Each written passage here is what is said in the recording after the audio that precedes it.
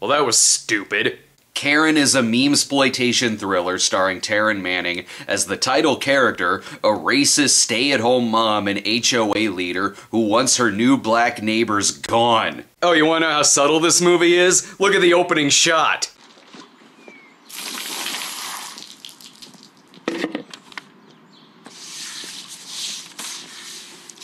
As you can see, we're in for some deep satire here. With that setup, yeah, it's not too much longer after that she's telling the manager on two black people for being loud in a restaurant. Oh, if that's not racist enough, she has a Confederate flag soap dispenser and framed pictures of Confederate soldiers all over her bathroom.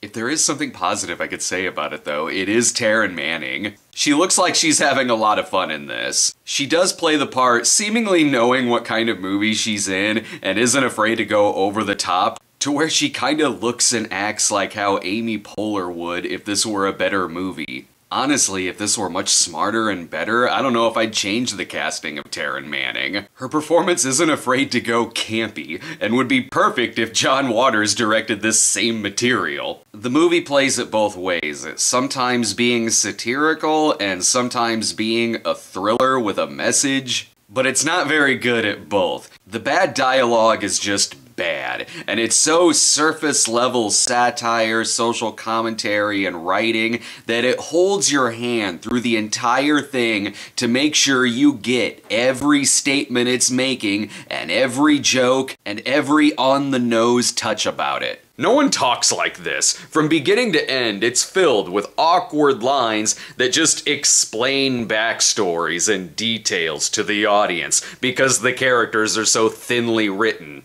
Like, look, new neighbors, and they're black. Who would have thought? Us living in a white neighborhood? Well, since you work from home, you are the breadwinner. I don't think we've had black people in this neighborhood before. You are a strong, intelligent, woke black man, which is why I married you. Oh, it doesn't just stop with the main characters. Karen's brother is a cop who comes in saying, "Hi, sis," and her friend is like, "Your cop brother can read me my Miranda rights anytime." Plus, his partner is a rookie, as he says, "Not now, rookie." Even the title of the movie is explained several times, in case you don't get it. The meme Karen actually exists in the universe of the movie. So characters say, oh wait, we have a white entitled neighbor actually named Karen? And before you say this movie seems like a bad SNL sketch,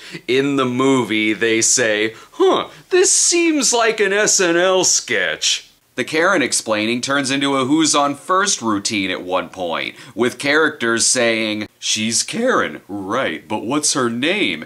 It's Karen. So, a Karen named Karen? Then even later in the movie, someone goes, she's a Karen named Karen? It's like God knew she'd be lethal. Sometimes there's good ideas in the movie that are just never followed through. There's a point where it straight up feels like Karen just wants to bang her neighbor. That goes nowhere. The whole war they have of cameras pointing at their houses goes nowhere. Even when they find a room where she watches her camera footage, she's still invited to their dinner party, where it doesn't take long for her to go, I'm just saying, why don't all lives matter? Whoa, there she is, slaving away in the kitchen. Karen's daughter says she has a black boyfriend. That's not brought up again. And the daughter's boyfriend's name is Kobe. Karen's son and Malik hit it off when Malik gives him tips on basketball. That also goes nowhere. The kids pretty much vanish from the movie. Karen is in a video calling the police that goes viral, but she doesn't even notice it goes viral till someone tells her, then it rarely gets brought up. The movie says there's a secret society of cops that's like the stonecutters for racist cops, and it just tells us this. It never shows it